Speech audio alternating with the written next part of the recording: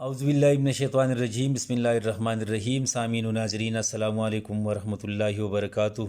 Urdu grammar کے ساتھ آپ کی خدمت میں حاضر ہوں۔ آپ سے گزارش ہے اس چینل کو سبسکرائب کریں، آج کی ویڈیو کو لائک کریں اور ساتھ ساتھ یہ ویڈیو آخر تک دیکھیں تاکہ آج کے عنوان کے حوالے سے تمام باتیں آپ کی سمجھ میں اچھی طرح آ جائے۔ اردو گرامر میں آج ہم ایک غزل گو شاعر کی شاعری پر تنقیدی نوٹ لکھنے جا رہے ہیں، اور وہ غزل گو شاعر ہے مرزا اسد اللہ خان غالب۔ تو یہ تنقیدی نوٹ ہم اس طرح لکھ سکتے ہیں کہ اردو کے 3 چوٹی کے شعراء میں غالب کا نام سر فہرست ہے، جو اپنا الگ ایک فلسفیانہ رنگ رکھتے ہیں، اور اسی فلسفیانہ رنگ کے باعث ان کا تخیل بہت بلند نظر آتا ہے۔ اگرچہ غالب نے اپنے دور میں انتہا درجے کی مشکل پسندی اختیار کی، جس کی شاید بڑی وجہ ان کا فلسفیانہ مزاج اور فارسی زبان کا اثر تھا۔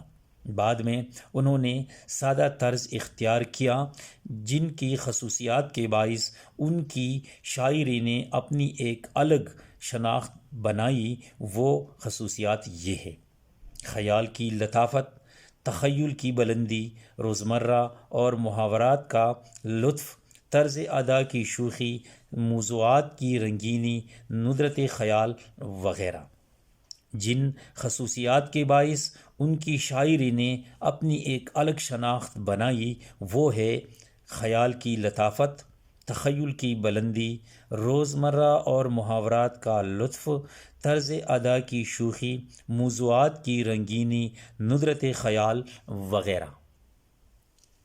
اگرچہ غالب کو بہت سخت اور پیچیدہ حالات سے گزرنا پڑا، جس کے باعث انہیں کافی دکھوں، غموں اور پریشانیوں کا سامنا رہا، لیکن اس کے باوجود انہوں نے خوش طبعی کا دامن ہاتھ سے نہیں چھوڑا۔ ان کی شاعری کی ایک اہم خوبی محاکات ہے۔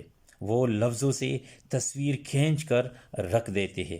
ان کا دیوان غالب آج بھی اردو شاعری کی دنیا میں ایک معتبر حوالے کی حیثیت رکھتا ہے۔ تو آپ نے دیکھ لیا کہ ایک مختصر سا تنقیدی نوٹ ہم غالب کی شاعری پر کس طرح لکھ سکتے ہیں۔ آئندہ کسی نئے عنوان تک اجازت دیجیے۔ اللہ حافظ۔